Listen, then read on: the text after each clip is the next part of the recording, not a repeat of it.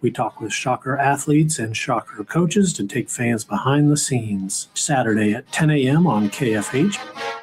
Kansas Fan Headquarters, 97.5 and 1240 KFH Wichita, KNSS HD2 Clearwater, and Odyssey Sports Station. Hey Wichita, it's Jacob Albrock. Stay right there for the latest breaking in sports talk. It's Sports Daily coming up next, exclusively on 97.5 and 1240 KFH. Jim Rome here with your Rome Report. Let's go to David in Arizona quickly.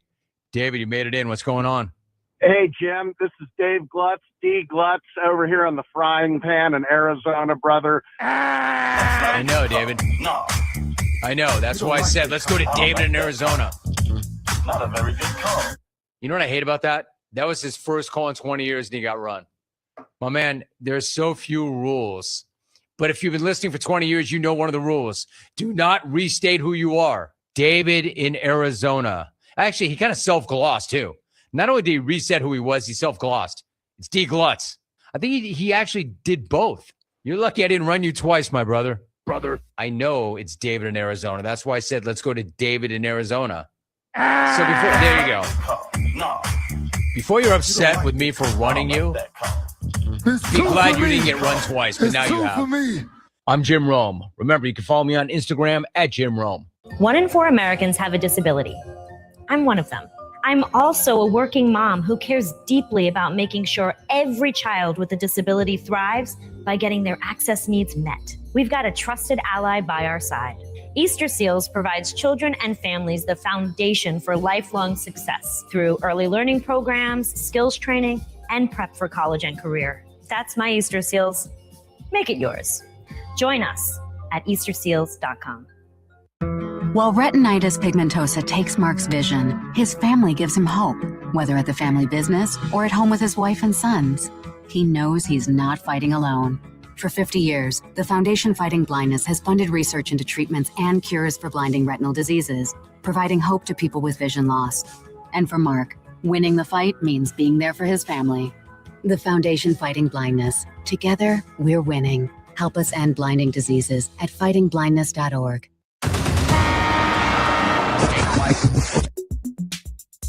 Dr. X here, ready to take the cabbage of lies we're fed and shred it into some truth slaw right before your eyes. Today's target: Wichita's most listened to sports radio, 97.5 and 1240 KFH. This is Sports Daily. Warning.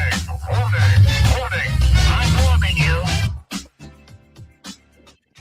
Well, hey there, everybody. Good morning. After a long weekend here on Sports Daily, Jacob Albrock, TJ Cleveland, Max Power, getting things ready to go for us here today as we take you through a shortened week of Sports Daily and a very busy week with the things happening around town, most notably state track, state championships.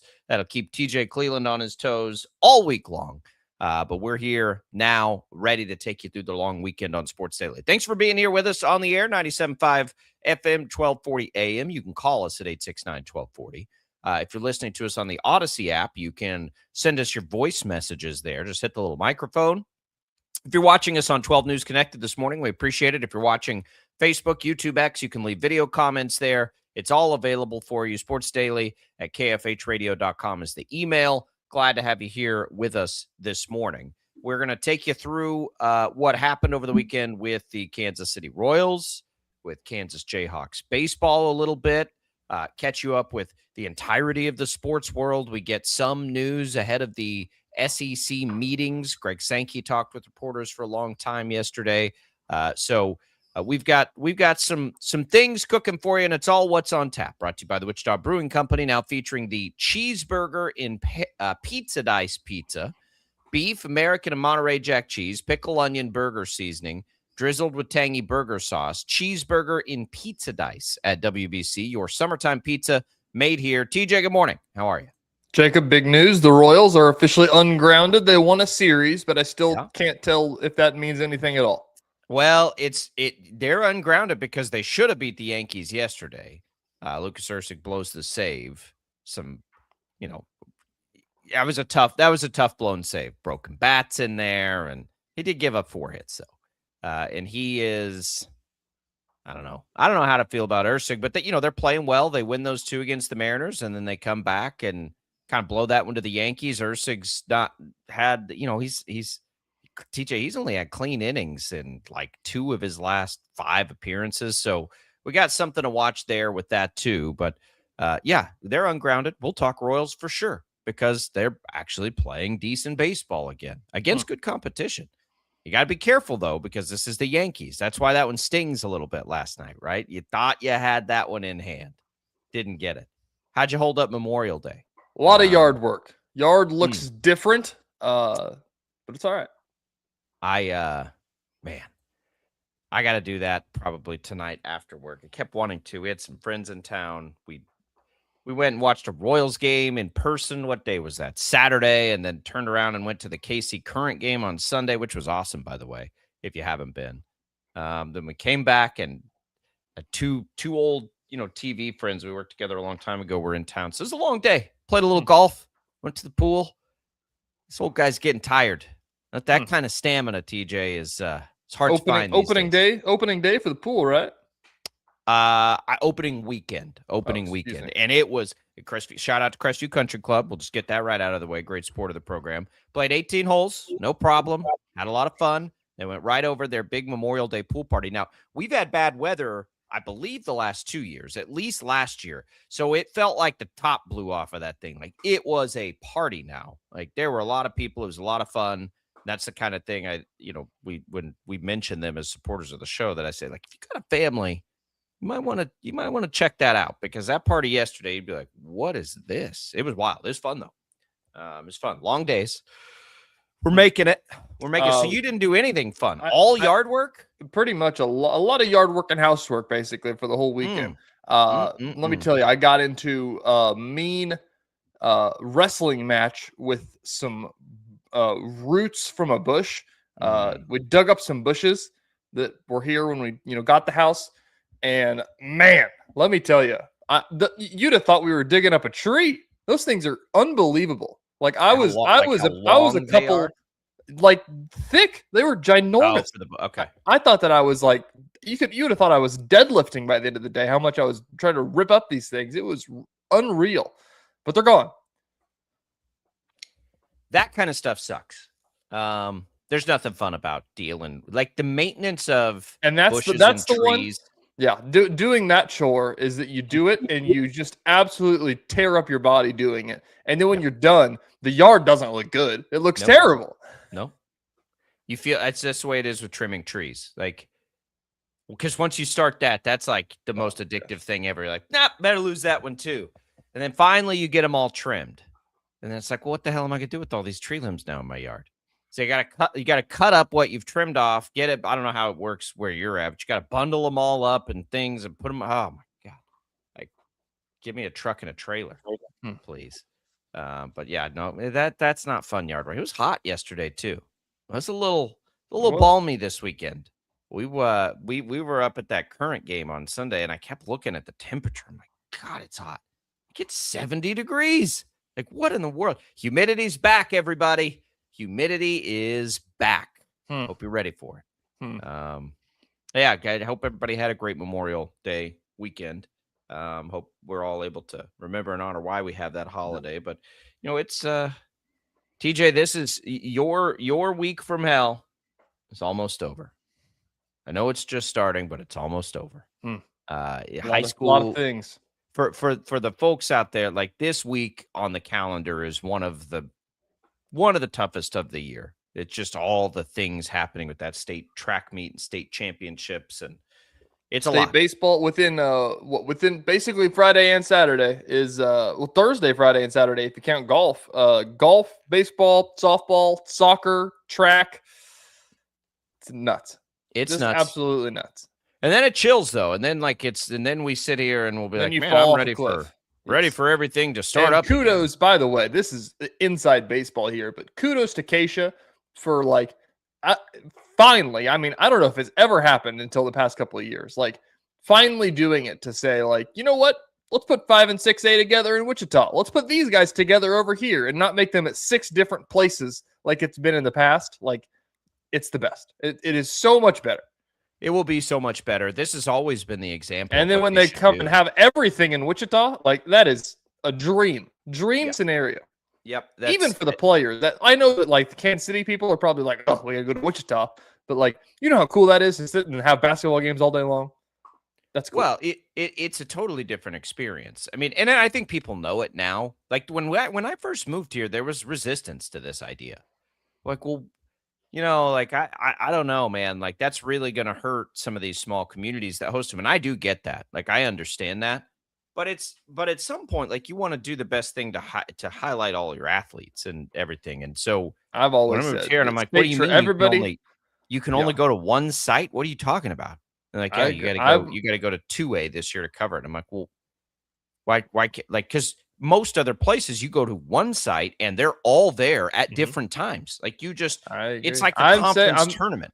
For everybody that loves state track because they think that state track's the coolest thing because everybody's there. Like you can literally copy and paste that concept into every sport and make it work. Yep. And they're trying to, and it's awesome. We'll get there. Right now, we're going over 3 sites. Again, like you can also stagger the games. You go to Texas, and small schools are playing state semifinal games at 9 a.m. Soccer's all in Wichita this year, and then baseball is in Wichita and Manhattan, and softball is in Wichita and Lawrence. And so, that's all you got to do. 2 sites. We're getting there. Football's the next great frontier. Where's the stadium you want to have them all at?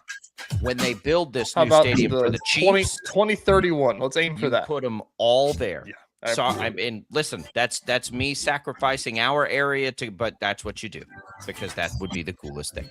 All right, we'll come back. We'll get started. Brent Kemnitz is going to join the show in his retirement. We'll ask him how things are going here. Give a congratulations there. Stick around at Sports Daily on a Tuesday.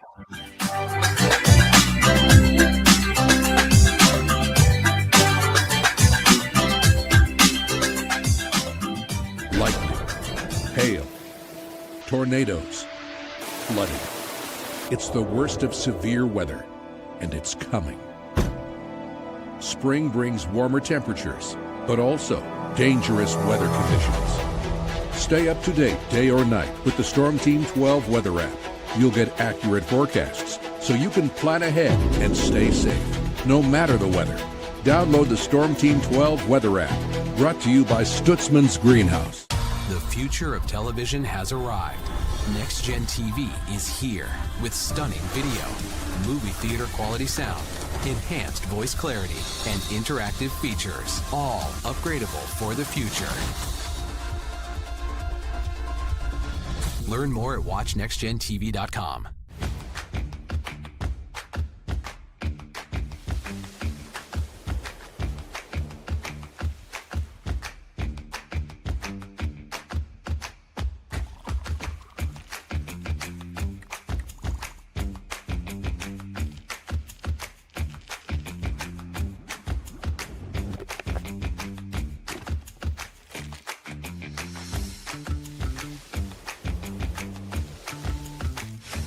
Canvas of our imagination. They tell a story. Clouds affect the events of your day. Sometimes they growl, sometimes they inspire, but they're always the messengers of nature's mood written in the sky. Storm Team 12 understands the language of clouds. We're dedicated to decoding their message so you know what to expect. Behind every cloud, there is a story waiting to be told. Trust Ross Jansen and Storm Team 12, alerting you first to the impact on your life. We are following a breaking update. Every day, all day, stream the stories that have you talking near and far. Whoever is behind the wheel of this bus is not stopping. From hundreds of local reporters and meteorologists spanning the country. Chaos here this morning at the UW campus. Search LNL for the all-new Local News Live streaming app. Odyssey is one of the most influential audio and entertainment brands in the nation. You already know Odyssey's iconic local radio brands in Wichita. But did you know Odyssey has the country's best collection of music, news, and sports brands? Odyssey is also a premium podcast creator, major event producer, and digital innovator. Odyssey brings people together across the country and right here in Wichita. Odyssey also delivers meaningful radio and digital audio results. Find out our story and impact at odysseyinc.com/Wichita. Make yourself known now. 831001 in traffic pursuit. Oh my God, here. Investigate TV Plus begins with real people. we investigate stories that impact you and inspire change every day. Something is broken. Real problems. Why are they hiding it? And real solutions. My daughter was dying in front of me. What was your reaction when he said that? Investigate TV Plus, weekdays at 3:30 p.m. on KWCH. Sometimes people tell us, I don't get it, it's just tea. But let me tell you, we are so much more than just tea. With 20 plus flavors of sweet and unsweet iced tea, the possibilities are endless. Come on in and try them all for free to find your favorite or get us on the go for your busy lifestyle. And don't miss happy hour every day. So the next time someone tells you it's just tea, tell them to come by and find out why we say drink tea, be happy. Jim Rome here, lighting up your afternoons on The Jim Rome Show. Catch me starting at 2 on Wichita's #1 sports radio, Kansas Fan Headquarters, 97.5 and 1240 KFH.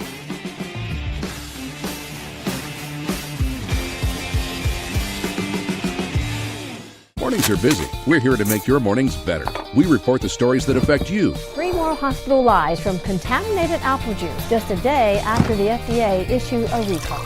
We're here to make your mornings better. Closing east and westbound lanes of K96 for repairs. With 12 News, you're prepared for your whole day. Scattered thunderstorms across the state into the afternoon. Stay a step ahead with 12 News this morning on KWCH and KSCW.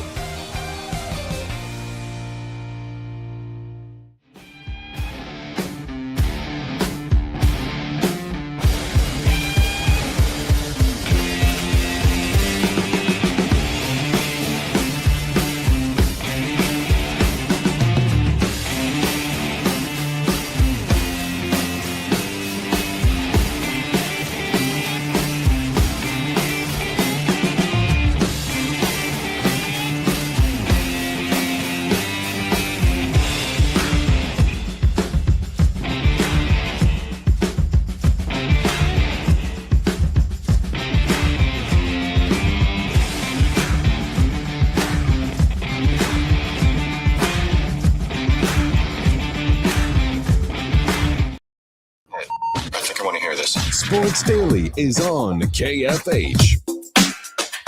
And now, digging deeper with the teams you follow, it's another Sports Daily Insider interview on KFH.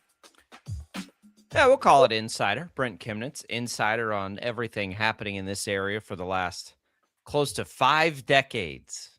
Retiring 48 years as a coach and shocker. What do we call the last 10 years, Brent? Welcome into Sports Daily. Ambassador, I believe, is the proper term. How would you qualify and quantify just making the rounds and being the kind of the face of things for a while? How are you this morning? Well, I'm good, and thanks for having me on. The last 10 years, my official title was Assistant AD for Outreach and Staff Development.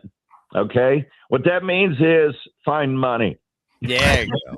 So call it what you like. I will continue to be an ambassador. That's just in my DNA. You know, I've been in Wichita since August of '78. So I officially retired June 30th. But it's been a great run. It's been a fun run. But you know, I look forward to retirement, just kind of a more chill pace. But I will still be out and about promoting Wichita State for sure. Brent, I was going to say, as you get ready for retirement here, you know, is there looking forward to retirement? Because I know that you've talked a lot about, could it have gone any better for you at Wichita State? You know, you've talked a lot about, you know, Gene giving you a shot back in the day, and now, you know, 50 years later, you've gotten to do probably everything that you could have dreamed of doing at Wichita State. You know, I was talking to Travis Wyckoff yesterday, and he was a great pitcher for us in the 90s, Arc City guy. We made, you know, a couple Omaha trips. He coached for a while. He's been kind of like a motivational guy for coaches for the last, 10 plus years. But we were both talking about how we've never worked a day in our life. You know, you're blessed to be on a college campus.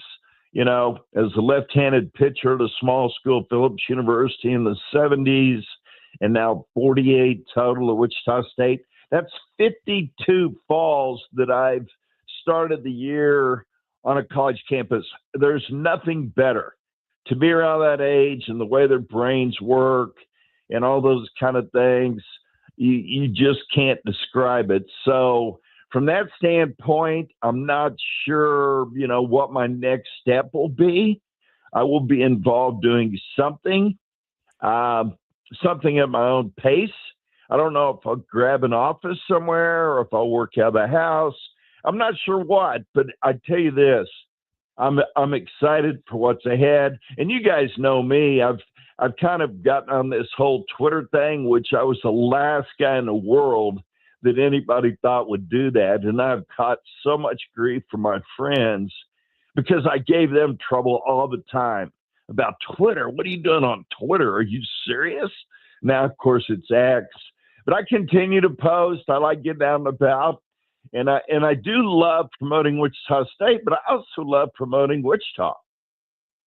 Well, right. It's the community here that you've been such a big part of. That's kind of how that works. And, it's hard to imagine stepping away from that. So I can't believe that you will. And I don't believe that you will. Brent Kemnitz joining us now. You mentioned something about, the love of being on campus. Of course, so many years tied directly to Wichita State baseball.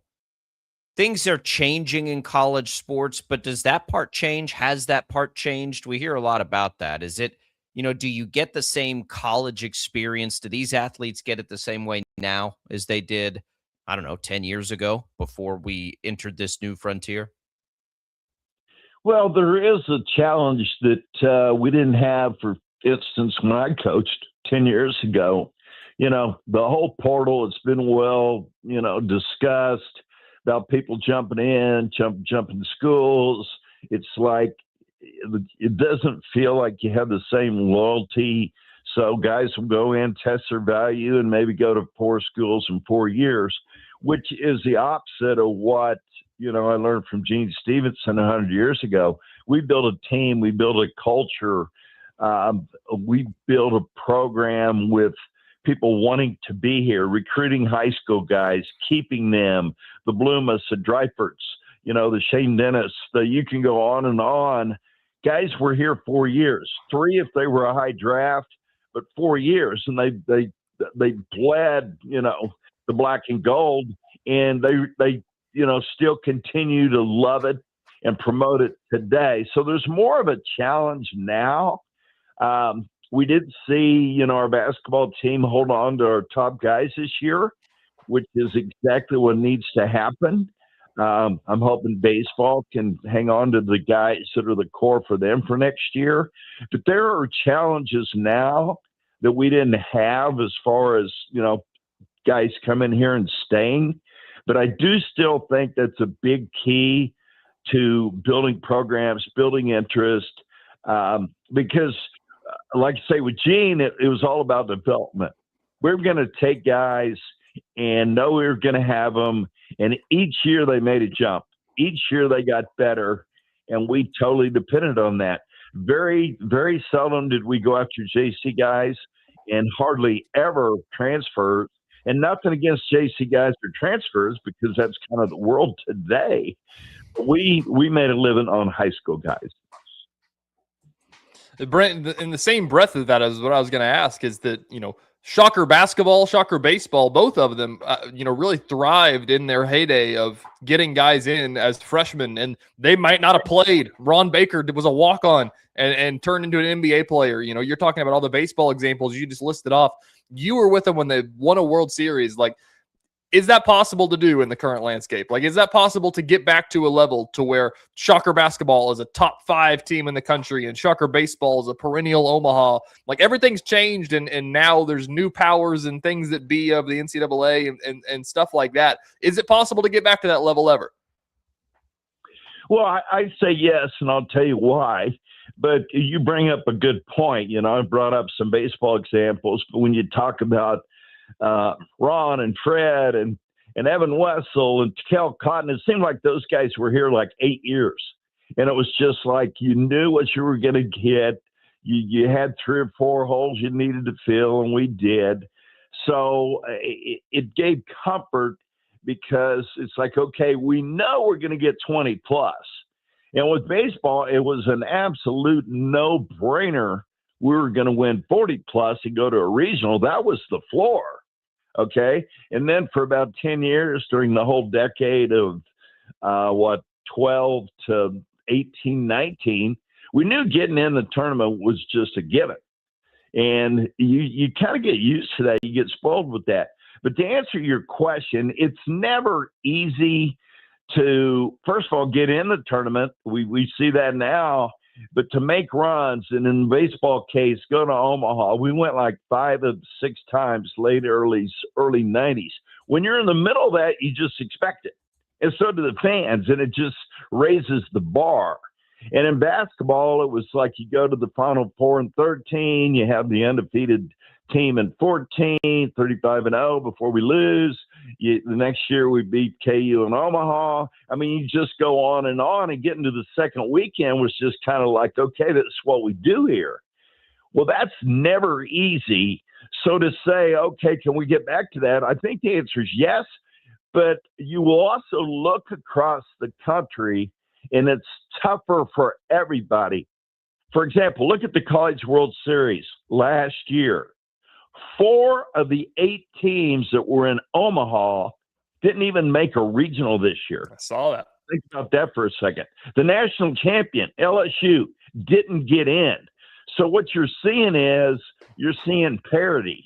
And yes, the portal in that world, teams can get good in a hurry, but it also spreads it all out a little bit, and you see more parity. You're probably not going to see dynasties to the level you would have seen back in the day.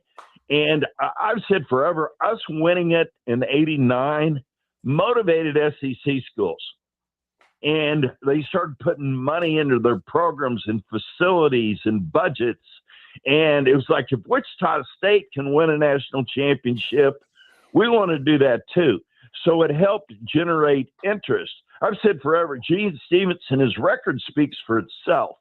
But he's the best ever simply because he was a promoter of the game, of facilities.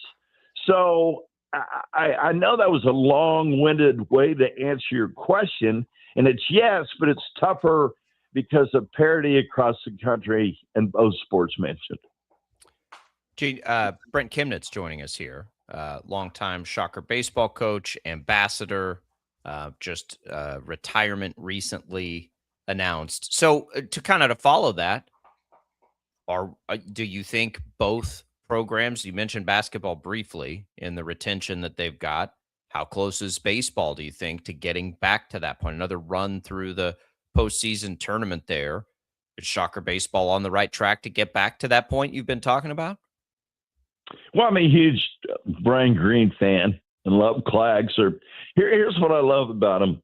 They are here because they have so much respect for the history of Wichita State. They have treated Gene Stevenson the way Gene deserves to be treated, like a legend. They've treated me the same way. They are so respectful of the history and have embraced the history, the players, the alumni, and it crushes them to think that we're not making the runs that everybody wants and expects. So that's still their level. They're not rationalizing it out and saying, well, it's just so much tougher. That doesn't come out of their mouth, even though that's true. Okay? They still expect at a minimum to start getting the regionals. And I thought this year was going to be a big jump, something you will never hear Brian Green say, but we were devastated by injuries this year. Key players. Max Copper had like 10 or 11 home runs in his first 50 ABs. That if you stay on that pace as a healthy catcher, he has 30. And obviously that's crucial. And then he's your catcher. And you lose some key guys on the mound. So they were really beat up. They had a nice little aggressive, resilient run right at the end. But I do think that they can be the guys that get us back to going to regionals. We haven't seen it yet, and I had that discussion, sometimes spirited, with boosters and alumni, but I do believe in those guys. They're quality guys, good coaches, and they have so much respect for our history. Brent, enough about the future. We can go back, 50 years into the past and talk about anywhere on the timeline here that you want to drop a pin. I want to talk about Gene Stevenson, though, because, for me, I grew up in Southeast Kansas, Brent, and, sparingly followed the Shockers, everything like that. And then you get out here and it's like man, they won a College World Series in Wichita. And Gene Stevenson started a baseball program in Wichita. Like every Gene Stevenson story that I hear just continues to blow my mind. And you were part of it basically from day one and got the front row seat to everything. Like it's pretty nuts what Gene Stevenson was able to do with this program. Well, and like you say, for years I described him as, on the Mount Rushmore of college baseball. And then I was thinking, why am I downplaying it? That's only top 4. He's the best. And once again, I'll have spirited conversation with the LSU friends or Oklahoma State friends or, the guys from the West Coast. I mean, there's a lot of names, Augie Greedo, Gary Ward, Skip Bertman, Cliff Gustafson, Ron Frazier. I was just with a Miami guy over the weekend. Ron Polk was a big guy to get the SEC rolling. I mean, Mike Martin at Florida State. There's so many big names, so many guys that are deserving. But the thing that's the separator, as I mentioned with Gene, is just his promotion of the game. And I was so blessed to be here almost from the beginning. He started the program in March of '77, leaving Oklahoma as a longtime assistant. And I remember my college coach saying, wow, Wichita State must want a baseball program. They just hired Gene Stevenson. And, of course, I was well aware of him because I grew up and loved the Oklahoma Sooners, and he was 5-year assistant. They went to Omaha every year.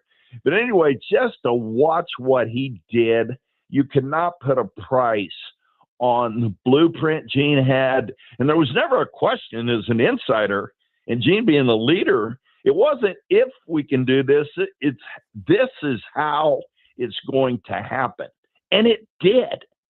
My fifth year here, we're playing for a national championship in 1982 with maybe the best college team ever.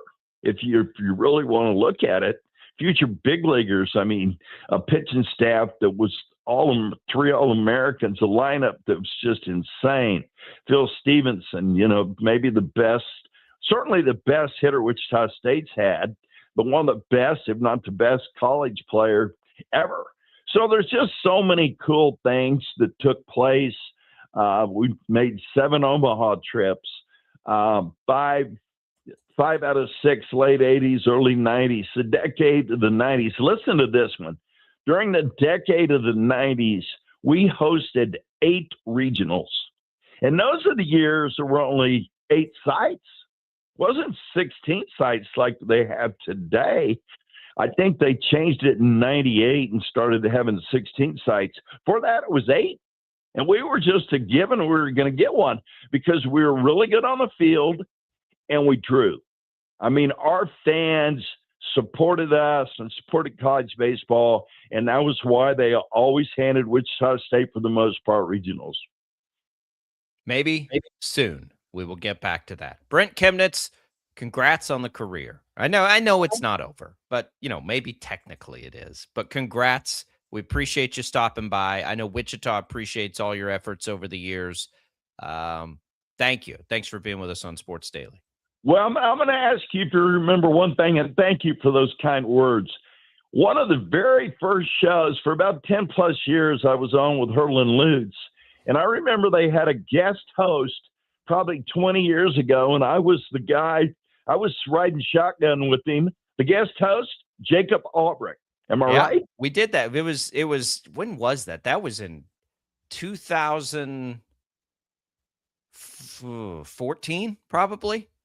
2014. It was right when I moved here. Yeah. They let me come on and they're like, but we're going to send in Kemnitz with you. Like back at the old, Woodlawn Studios, whatever that place was called. Yes. Yeah, all right. I always think about that. So I was hoping you remembered that glorious show that we had. It is. I said it was either that show or the one before you came on with me. That was the year, of course, that Wichita State beat KU in Omaha. And earlier that summer, I was like, guys, I think Wichita State might be better than Kansas. And I got railed on there. Who is this idiot on the air? That was vindicating. Fun times. Vindicating win. Well, thank you guys for letting me be on, and have a great summer. Thanks, Brent. We'll see you out and about as we make our rounds this summer. Brent Kemnitz. I just need to know if Brent Kemnitz is going to retire. Is Flow from the Streets going to continue his longtime Twitter segment now? He posts a picture every day. Flow from the Streets. Ziggy's Pizza. Of course. Wichita Brewing Company. Why would that stop? It's not stopping. Yeah. Brent and I did. I think it was either the first or second time I was here on Sports Daily. I can't remember which one it was, but yeah, the old studios. I'm just out here on an island, and Brent made that very easy on me, and I've always appreciated that. So thank you, Brent. All right, we're going to come right back. We're right up against the break. It's Sports Daily on a Tuesday. Don't go away.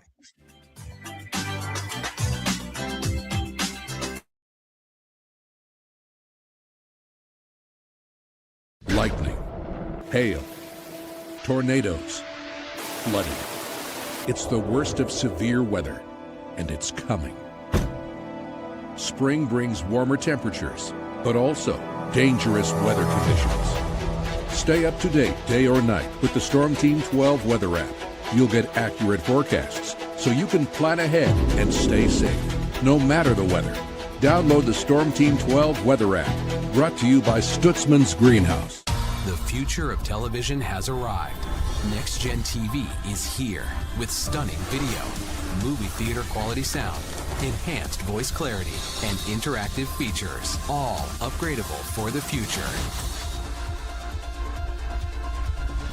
Learn more at watchnextgentv.com.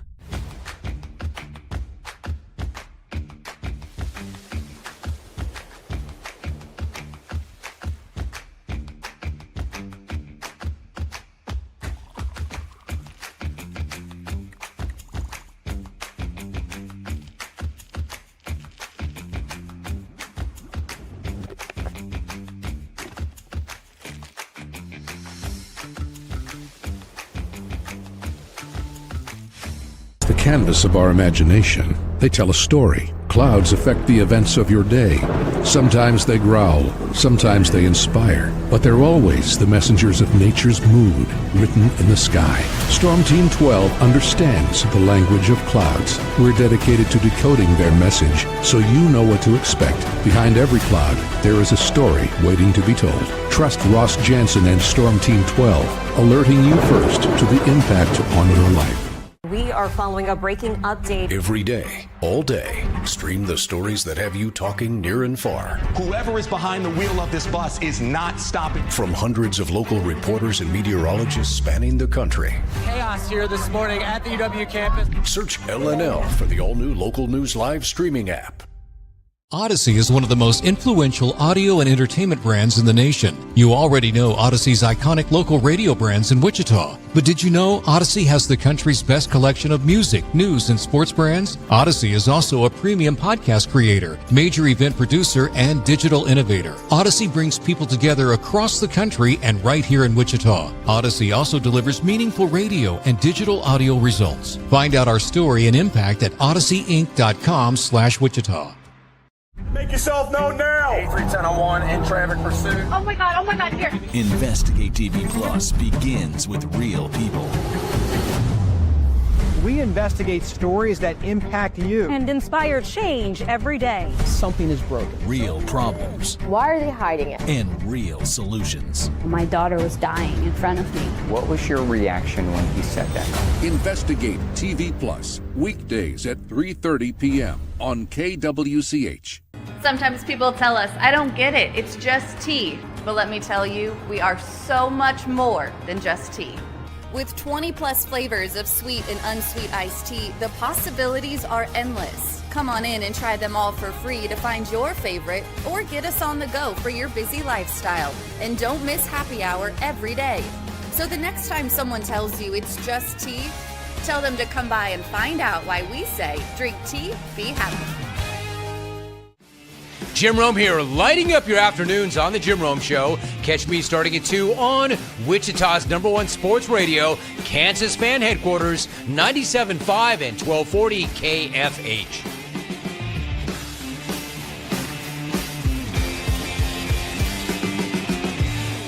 Mornings are busy. We're here to make your mornings better. We report the stories that affect you. 3 more hospital lies from contaminated apple juice just a day after the FDA issued a recall. We're here to make your mornings better. Closing east and westbound lanes of K96 for repairs. With 12 News, you're prepared for your whole day. Scattered thunderstorms across the state into the afternoon. Stay a step ahead with 12 News this morning on KWCH and KSCW.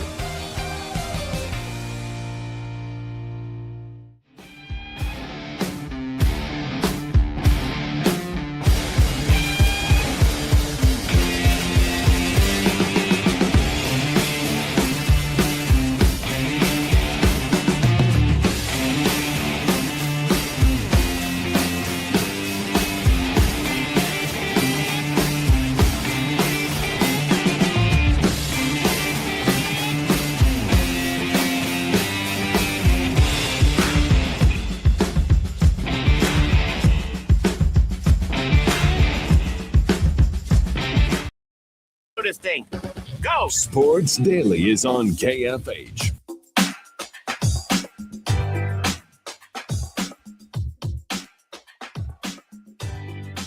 All right, welcome back in. Sports Daily here. Jacob Albrock, TJ Cleveland. Longhofer Lawn and Tree Care celebrating 60 years in Wichita, providing expert lawn care for a healthy lawn, tree and shrub care, and bedweed control since 1966. Longhofer Lawn and Tree Care. Boy, have you, I mean, I'm sure you have, just the thousands of pictures of Luka and Brunson and Mavs uniforms. The Mavs, as the Knicks go to the NBA Finals, I don't even know how history will look back at this. Because now, of course, they have Flag, and he looks like he's going to be a star. But to have had Brunson and Doncic, same class, and just to fumble that away. Were they in the same class, too? I think they were the same draft. I'm pretty sure. It's just wild. Wild how that happens. 2 stars in the NBA. We'll see if the Knicks can be contenders in the finals. I think we're going to get a pretty compelling finals because they'll be underdogs against whoever they play. And I think they'll be pretty big underdogs. But I also think the way that they're playing, I saw some randomized chart. No team's ever been this dominant over, I believe it's a 10-game stretch now. And so I want to see how that holds up. I'm telling you, I watched those games, by the way. Shout out Landry Shamet, just playing out of his mind in the playoffs, too. That's really cool. That's another thing. Call back to Brent Kemnitz here. I ran some stuff on Landry Shamet on the TV side on Sunday, and just looking at because I remember Landry Shamet. I remember those Shocker teams for sure. And then I'm a Suns fan, so I remember him as a Sun for sure those couple of years. But looking back on that, you think about the Fred VanVleet story. It's yeah, he's undrafted. He bet on himself. It's Landry Shamet was a first-round pick. It's Wichita State put out a first-round pick that year. That's and he left early to go to the draft because he was a first-round pick. That's crazy. He's still doing it. 8 years in. This is 8th year in basketball. The NBA, excuse me. So he would have been an all-time Shocker. He was so. It's one of those basketball IQ, hard to define thing. He was so advanced, even as a freshman when he walked in the door. And that was a big recruiting win for Greg Marshall at that point. But they fell in love like Fred did, who was a highly touted recruit, Marcus McDuffie did. They fell in love with it. Yep. And that shouldn't surprise us. Those kinds of guys rolling through here. It was a crazy era. Played 30 minutes. He played 30 minutes basically in game 3. He's just shooting the lights out.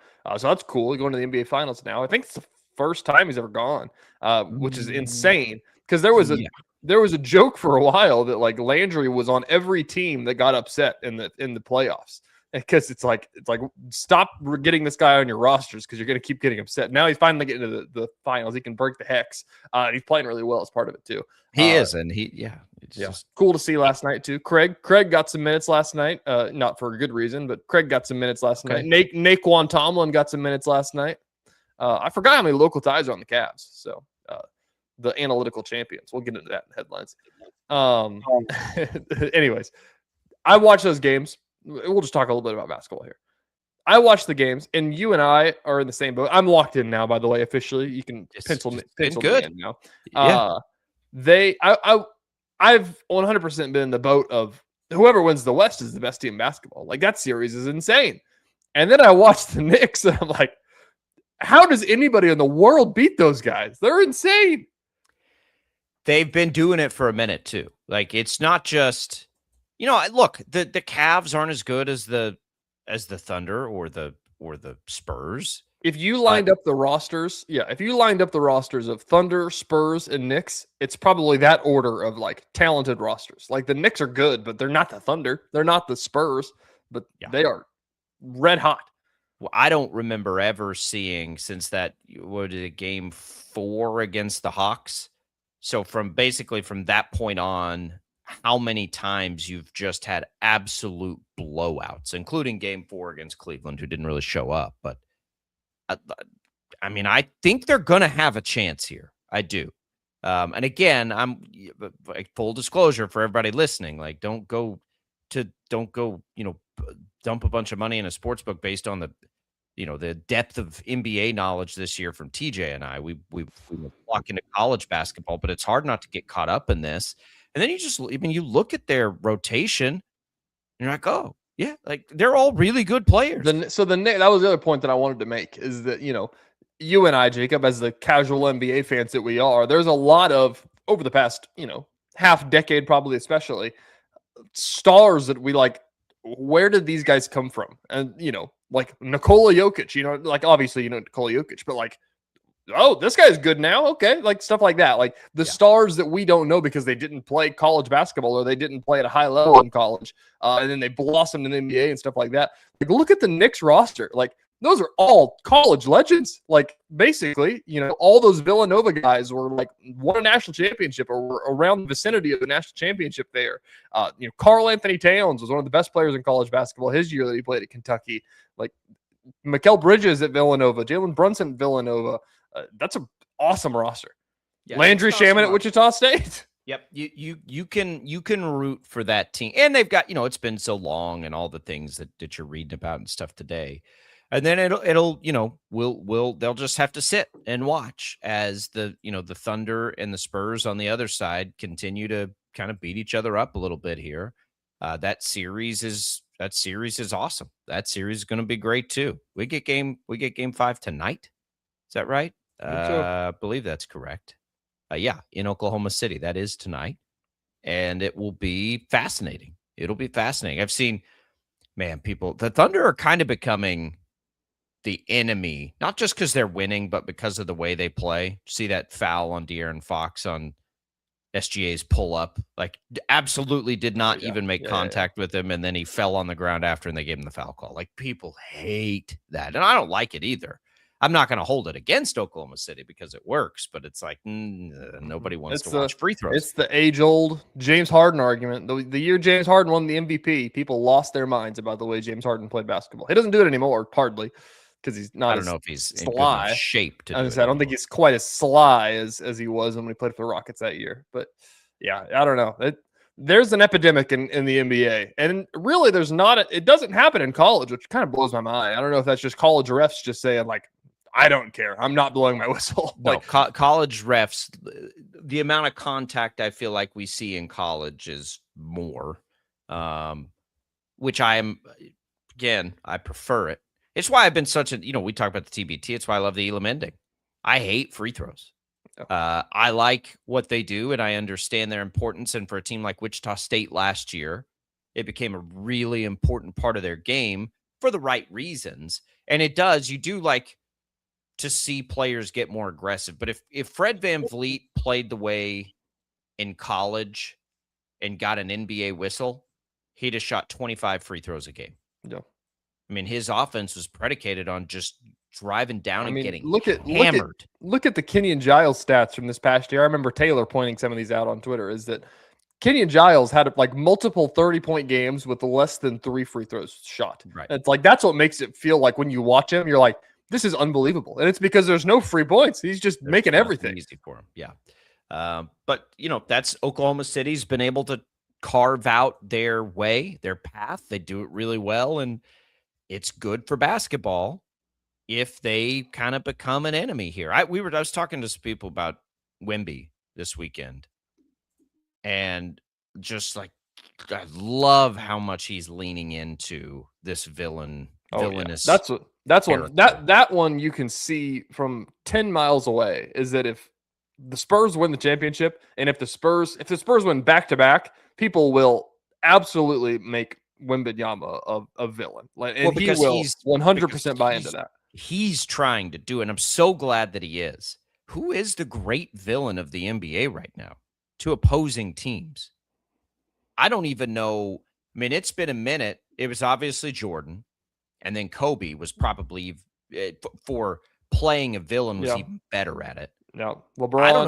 I don't know who I would even say it was or would be after that. LeBron got it. It was like Miami LeBron, and then I think like honestly, he went back to Cleveland, and everybody was like, "Well, that's pretty cool." Like even Miami LeBron, he wasn't trying to be the bad guy very much. Yeah, he was, but he wasn't trying to be. Like Kobe wanted all that smoke. Kevin Durant for a little bit was. Kevin Durant, yeah, that's a good one. But when he went to he kind of leaned in when he went to the Warriors, but his isn't. I don't know. I don't feel like his is as much on the court. He kind of leans into it off the court. Wemby wants it all on the court right now. It reminds me of watching Kobe play. Like, just bring it right now. And the NBA needs it. And whether it's a team attitude from the Thunder, which I don't think is as easy to achieve, but yeah, man, watching him just lean into it is awesome. And it's going to be awesome if he reaches his full potential. That game 5 tonight. It is 7:30 tip. Should be a blast. Thunder are 5.5-point favorites. Can San Antonio win 2 out of 3 games here? Are they going to be fully healthy the rest of the way? Do we know that answer yet? The Thunder? Spurs. The Spurs. No, the Spurs. They won the big game 4. They've had their injury concerns throughout this thing. Are they going to be able to stay? I don't know the answer to that. It may be public information. I would guess it's all still questionable, but they got Fox back. They're still missing. Oh, Harper played too, so they got him both back. He didn't play very much. So maybe, like, if they're fully healthy, I think they could. If they're not fully healthy, I'm not sure I think they can. But either way, just give us the entertaining games, please. Just give us the for those of us just joining this experience. Right. Give us these great games. Keep them going. Good stuff. Best NBA finals run. Not finals run, but just best playoff watching experience to me is always going to be 2016. Like everything and that was obviously You're gonna have to remind me what year that was. That was LeBron beating the Warriors. Oh, that was good. Yep, that was good. That was like peak TJ brain altering. Like that age is just like, not to make everybody feel old here, but I am. Watching that is that like LeBron is the greatest basketball player ever. This is insane. This is absolutely unreal. That Cavs team was absolutely terrible, and they won that championship. Like I could not turn that off. That wasn't even my team, and that was like I gotta watch every game, every second. Appointment TV. It was just like early LeBron. Early LeBron was that way. It was like AI's 76ers team that made the finals. You're like, who is on this team? I want you to go look at the roster of the 76ers team that went to the finals with Allen Iverson, and you'll laugh. You're like, what? Who are these people? But man, that was fun. Yeah, I'm with you on that. That cemented it. He hasn't won as many titles. It is what it is. He'll not be able to take it from Jordan or whatever. Phil chimes in on YouTube and says Haggerty is the foul drawing. He was more effective at Memphis. The Big 12 refs were more selective. It hurt his game. That's very good point, Phil. Yeah, Big 12 refs don't mess around, man. That's why I love Big 12 basketball.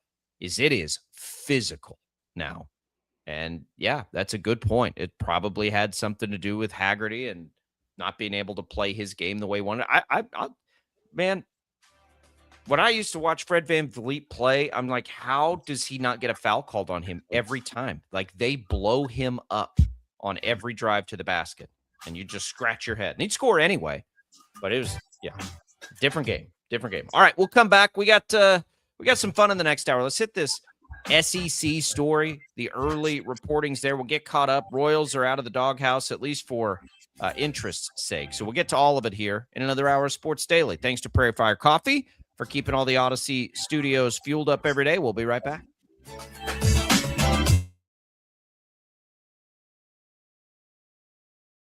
Lightning, hail, tornadoes, flooding. It's the worst of severe weather, and it's coming. Spring brings warmer temperatures, but also dangerous weather conditions. Stay up to date day or night with the Storm Team 12 weather app. You'll get accurate forecasts, so you can plan ahead and stay safe, no matter the weather. Download the Storm Team 12 weather app, brought to you by Stutzman's Greenhouse. The future of television has arrived. Next Gen TV is here with stunning video, movie theater quality sound, enhanced voice clarity, and interactive features, all upgradable for the future. Learn more at watchnextgentv.com.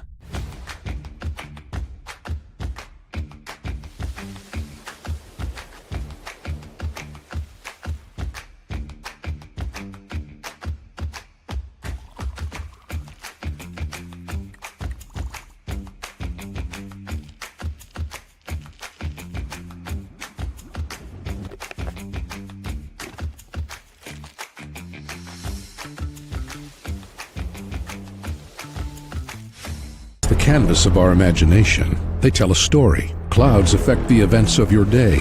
Sometimes they growl, sometimes they inspire, but they're always the messengers of nature's mood, written in the sky. Storm Team 12 understands the language of clouds. We're dedicated to decoding their message, so you know what to expect. Behind every cloud, there is a story waiting to be told. Trust Ross Jansen and Storm Team 12, alerting you first to the impact on your life. We are following a breaking update. Every day, all day, stream the stories that have you talking near and far. Whoever is behind the wheel of this bus is not stopping. From hundreds of local reporters and meteorologists spanning the country. Chaos here this morning at the UW campus. Search LNL for the all-new Local News Live streaming app. Odyssey is one of the most influential audio and entertainment brands in the nation. You already know Odyssey's iconic local radio brands in Wichita. But did you know Odyssey has the country's best collection of music, news, and sports brands? Odyssey is also a premium podcast creator, major event producer, and digital innovator. Odyssey brings people together across the country and right here in Wichita. Odyssey also delivers meaningful radio and digital audio results. Find out our story and impact at odysseyinc.com/Wichita. Make yourself known now. 8310 in traffic pursuit. Oh my God, here. Investigate TV Plus begins with real people. We investigate stories that impact you. And inspire change every day. Something is broken. Real problems. Why are they hiding it? And real solutions. My daughter was dying in front of me. What was your reaction when he said that? Investigate TV Plus, weekdays at 3:30 p.m. on KWCH. Sometimes people tell us, I don't get it, it's just tea. But let me tell you, we are so much more than just tea. With 20 plus flavors of sweet and unsweet iced tea, the possibilities are endless. Come on in and try them all for free to find your favorite or get us on the go for your busy lifestyle. And don't miss happy hour every day. So the next time someone tells you it's just tea, tell them to come by and find out why we say drink tea, be happy. Jim Rome here, lighting up your afternoons on The Jim Rome Show. Catch me starting at 2 on Wichita's #1 sports radio, Kansas fan headquarters, 97.5 and 1240 KFH.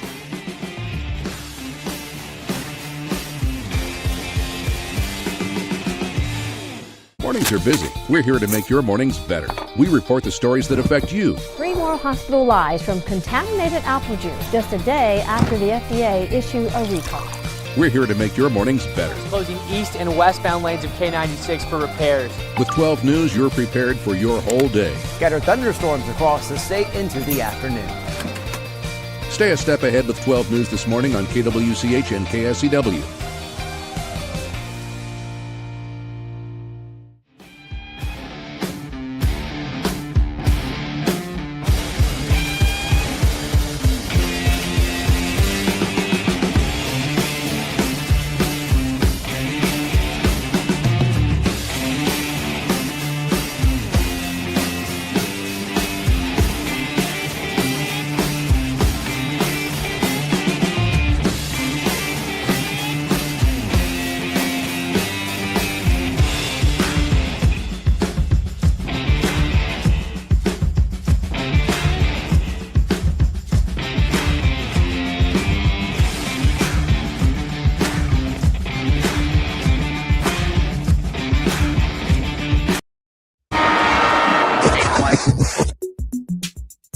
Dr. X here, ready to take the cabbage of lies we're fed and shred it into some truth slaw right before your eyes.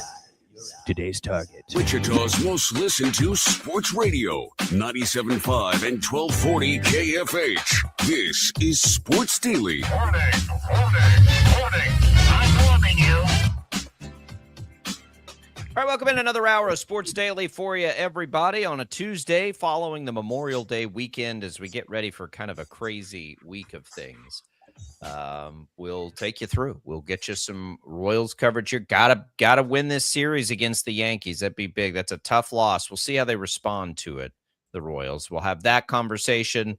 We will get into these SEC meetings and some headlines I missed in just a second. It'll be all What's on Tap, brought to you by the Wichita Brewing Company, your summer spot. Pizza and apps the whole group will love. Seasonal beers, full cocktail menu for the adults, and new dirty sodas and homemade root beer that keeps the kids happy. WBCU this summer at Wichita Brewing Company. Hope everybody had a nice holiday weekend. Got to remember some things, spend some time with the family. We're glad to be back here with you, and we're ready to rock and roll. TJ, there's been a lot that's happened since Friday. Let's get to some headlines that I probably missed. All right, Sports Daily fans, let's take you to the sports headlines Jacob probably didn't see. All right, let's start with the NBA. We just talked a bit about the Cavs and Knicks making the headlines everywhere. I imagine you've seen it by now. I think I told you a little bit about it on Sunday. Is the post-game comments that are going viral, or I guess pre-game comments that are going viral. Kenny Atkinson, the Cavs head coach, on Saturday, the day before Game 4, he said, analytically, we've won 2 of 3. Which, he's trying. I think the point he was trying to make is kind of valid, is that, like, we're doing the right things. The ball just has to fall our way every once in a while, and it's just not right now. But not a single soul wants to hear that. Not a fan. Yeah, not a fan, not a player, not an analyst. Like, it does absolutely nothing to say that. Excuse me. So I don't think. I don't know. It's just hilarious now looking back. Is it like, what are you talking about, dude? Like, win the basketball games. You can't say that if you're down 3-0. But analytically, they won 2 of 3. People are making fake AI banners that say Eastern Conference Analytical Champions. But then, Jacob, they doubled down. So this is we'll start with you. James Harden, after they got swept, said, "I genuinely think we were the better team in this series." And everybody's like, "Am I taking crazy pills? What's wrong with this team?" Kenny Atkinson, after they got swept, said that losing the game 6s in the previous 2 rounds hurt the Cavaliers. He says, quote, "We win those game 6s and we beat the Knicks. I'm not saying that, but I think it gives us a better chance. But the density of the frequency of the games that we played a part in it." Just stop talking. Like, yeah, you're just we got to be better. Like, Kenny Atkinson was like one of the touted head coaches in the NBA, and within a week, he's going to talk himself into getting fired by Cleveland fans. Gosh. And that's too bad, too, because they've had a nice run. They're close. Maybe they get LeBron. Probably the Harden experiment, I would imagine, is done. But, yeah, you gotta just let it go. Got to be better. My goodness. I love some post-game comments, and that's as good as it gets. Just to, like, it doesn't – there's people out there that didn't watch a second of the basketball and just saw that. It's like, this guy's a doof. What are we talking about here? Let's keep going. This one yesterday, our friend Shreyas Lottery tweeted this, so I saved it to show you. I don't know if you saw this or not. So follow this trend. Have you seen the trend of Eastern Conference Finals winners? No. In 2022, the Boston Celtics beat Miami in the Eastern Conference Finals. In 2023, Miami beat Boston in the Eastern Conference Finals. In 2024, Boston beat Indiana in the Eastern Conference Finals. In 2025, Indiana beat New York. 2026, New York beat Cleveland. So next year, the Cavs are going to the finals based on the trend that we've seen over the last 5 years. That's nuts. Put that bet down before LeBron signs there. Yeah, that's right. That'd be that could be. I mean, like, I think the chances of that are pretty good. That'd be. I mean, that people have been talking a lot about the Lakers need to have a breakup because that's too expensive. They do need to have a breakup. The Lakers need to build around, I guess, Reeves and Doncic. Yeah. But they're gonna need to do something different. And for the Cavs, like it's the easy story for LeBron. It's always fun. Yep. College baseball, switching gears. Have you seen the memes about ABS? No. For college baseball? Yes. I think it was A&M. I can't remember who did it. Who started this. I think it was A&M, but I might be wrong about that. Mississippi State, maybe. They posted at the SEC tournament, they had ABS at the SEC tournament. And it was one of the schools. I can't remember who it was off the top of my head. I'm sorry. They posted a graphic that said, the first college baseball team to ever use ABS, and like made a big, graphic about it, kind of joking around about it, like, but we're the first. And then somebody like did another one. It was like first team to miss an ABS challenge, and they made a graphic, and then it like kept going and kept, and now and like teams across the country were doing this and had nothing to do. Like Greg Sankey posted one, and it said first conference to implement it. This is the one I saved for you. Southland Conference posted one, and it's like, why is the Southland posting about this? They posted what is this? A Liberty hat and a McNeese hat in their graphic, and it says the first conference to not make a post about not having ABS. Quote or parentheses. We do not trust the robots. That's good. That's good stuff. Are they going to use this in the College World Series? I don't think so. I think it's just an SEC thing. Okay. So they probably should. I just, as you were looking at that, I was trying to figure out what you're talking about. I saw some videos. The system works just as fast in college. Same thing. Yeah. Probably the exact same program that they use in the MLB. Speaking of the MLB, let's switch gears up to the MLB and the Kansas City Royals. This came out over the weekend. I know we've had conversations about it. You're not quite a baseball card guy. You enjoy a good baseball card, but you're not. Yeah. I'm not a collector. Yeah, I saw some of that. We had some friends in town, and the kids were comparing cards, and some of the adults too, and they're like trying to explain to me. I'm like, listen, This is one. It's not my thing. So this came out over the weekend, and this is one where it's like, if I could somehow get my hands on this, like I would frame this, put it on my wall, because this is the coolest baseball card I've ever seen. Topps came out with Topps came out with a Bobby Witt Jr. George Brett dual game used bat and autographed 1-of-1 baseball card. They have a shred of wood from Bobby Witt's bat and George Brett's bat in the card, autographed by both. Okay, that's awesome. It is. Would you'd frame it if I had that anything, one? Do you sell it? I mean, that's the whole thing on cards for me. Like everyone will be like, I've got this, it's worth this, and I'm like, yeah, but can you sell it? Because it's not worth anything unless you have somebody buy it from you. It's true. This is one that would be like the coolest collector's item that I'd probably, one of the coolest collector's items that I would own. But that one would be pretty cool. I would have a tough time putting that on my wall and looking at it every day. It's like, man, that could put a down payment on a house. Like, I should probably sell that. Yeah, I have a random collection of things behind me, none of them of value, other than like personal value. But if I had those, I'd sell them. Yeah. Closest thing I have is a bottle of 1980s Wild Turkey from my grandpa that was sealed, that I learned later those are very valuable. But it got to the point where it wasn't quite valuable enough to go through the trouble of selling it. So instead we opened it, and now it's like the coolest bottle, and like because whatever. But yeah, the card thing is hard, because what are you going to do? Like, how do you know? It's a commitment. But the more popular it gets, it's crazy. I'm like, my kid's like, he's inherited from his sister all these Pokemon cards, and he loves doing it, and they like trade him on the bus. And my wife's like, you can't, like, what if he trades a bad, and I'm like, what if he trades for a really good one? Let's learn early. Let the kid cook. World Cup. We got some World Cup news for you. First of all, now that the Knicks are going to the playoffs, somebody brought this up. The NBA final schedule was out, posted by a reporter from The Athletic here. On June 16th. First of all, the Western Conference team will be the home team in the playoffs, or in the finals, excuse me. So Game 6 will be in New York, which will be on June 16th. That is relevant because New York is hosting a World Cup game, France versus Senegal, on June 16th. Where, though? MetLife. So, I mean, it's not. I know.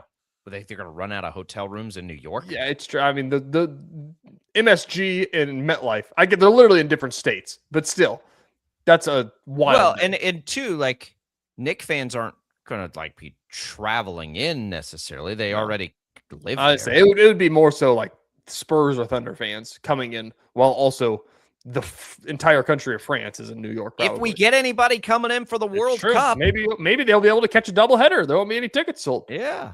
More Run World Cup buzz for you. over and catch a World Cup game real quick. This is a real gut punch for soccer fans that are listening to us here locally. Over the weekend, Miami, Lionel Messi grabbed the back of his leg, asked for a sub, and went down to the locker room. So he's not going to be for Argentina? No, we don't know.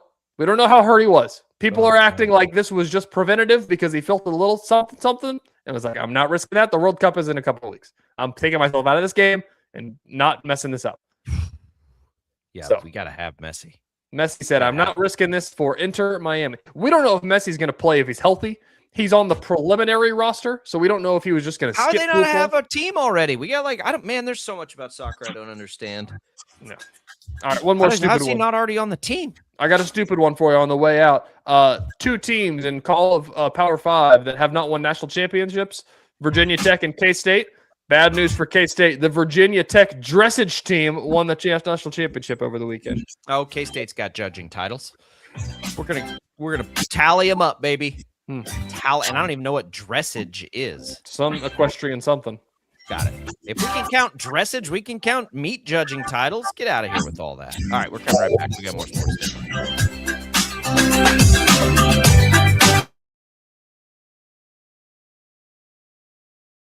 Lightning, hail, tornadoes, flooding.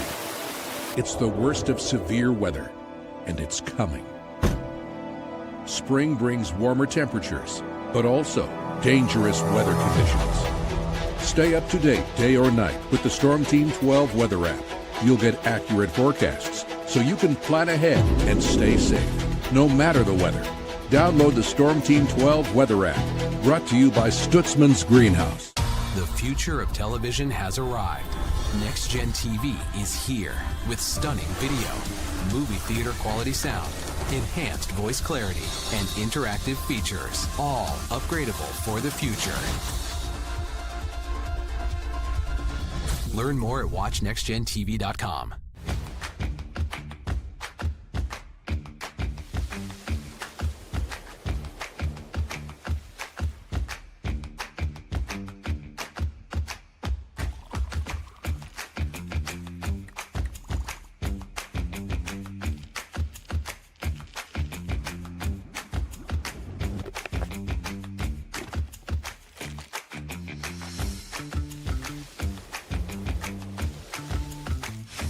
The canvas of our imagination. They tell a story. Clouds affect the events of your day. Sometimes they growl, sometimes they inspire, but they're always the messengers of nature's mood written in the sky. Storm Team 12 understands the language of clouds. We're dedicated to decoding their message so you know what to expect. Behind every cloud, there is a story waiting to be told. Trust Ross Jansen and Storm Team 12, alerting you first to the impact on your life.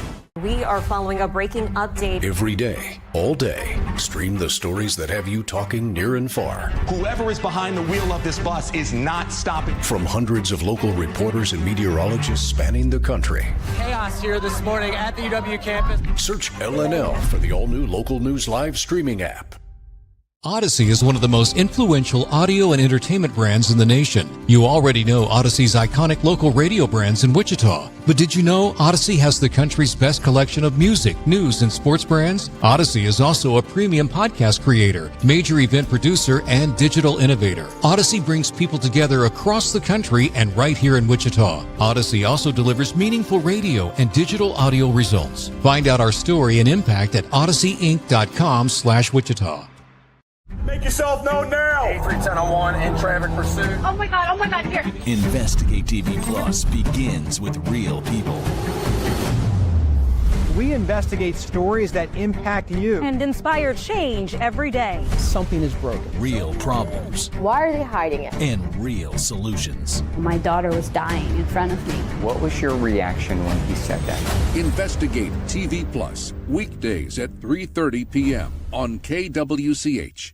Sometimes people tell us, I don't get it, it's just tea. But let me tell you, we are so much more than just tea. With 20 plus flavors of sweet and unsweet iced tea, the possibilities are endless. Come on in and try them all for free to find your favorite or get us on the go for your busy lifestyle. And don't miss happy hour every day. So the next time someone tells you it's just tea, tell them to come by and find out why we say drink tea, be happy. Jim Rome here, lighting up your afternoons on The Jim Rome Show. Catch me starting at 2 on Wichita's #1 sports radio, Kansas Fan Headquarters, 97.5 and 1240 KFH.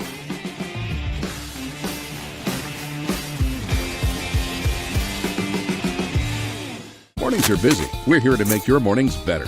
We report the stories that affect you. 3 more hospitalized from contaminated apple juice just a day after the FDA issued a recall.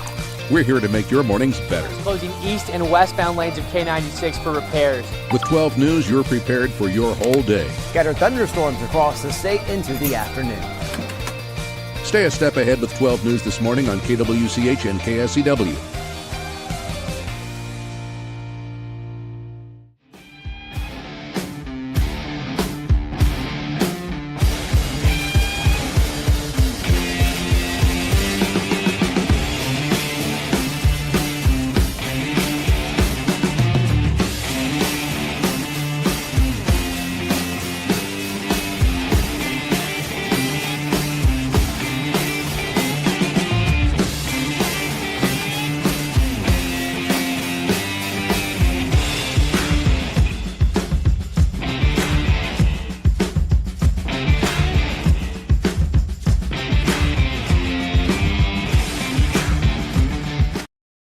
Is Sports Daily on KFH. All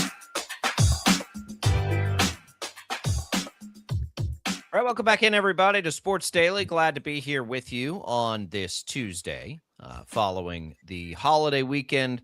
Glad to be back with you. Be a little wacky week for us, all over the place as we get ready for state tournaments and some things happening. But we'll have more on that later in the week. Let's go to the KFH hotline, as Matt's been holding with us during the break. Matt on the line. Matt, welcome into Sports Daily. How are you? You guys crack me up. Dressage? What Dressage. Give it to me. It's dressage. It's horse riding. Dressage. Hard in a long time. Thank you very much. Thank you, Matt. You know what's funny about that? I grew up around that. Not like equestrian events, though. I grew up on horses. I've seen a lot of barrel racing and cutting, but dressage. I've never been to that. My bad. Dressage. And I actually, my college was a good equestrian school, but no, dressage is not one I know either. It's so funny. Like, you grow up on and around horses, and then you get into the equestrian world, and you're like, oh, that's not anything like what I know. Now, meat judging, I'm in on that. I've said it before here. I've got at least 3 nephews who have put themselves through college meat judging. One was college rodeo. So I'm in on all the ag events. I think K-State needs to tally that up. Dressage, I got nothing for you. What school won the dressage championship? Virginia. What is dressage? I feel like I'm looking right now. An equestrian sport focused on harmony, balance, and precision. The equine equivalent of ballet. All right.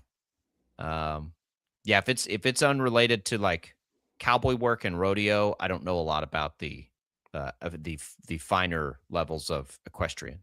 I assume this is like an Olympic event. I assume one of those could be. Yeah, I don't know. I obviously don't know. Don't know. Dressage, massage. Should have had that. Dressage. Pronunciation right there. Oh, this is a real capital in New Mexico situation for us. It is. Yeah, we're having fun here on Sports Daily. Man,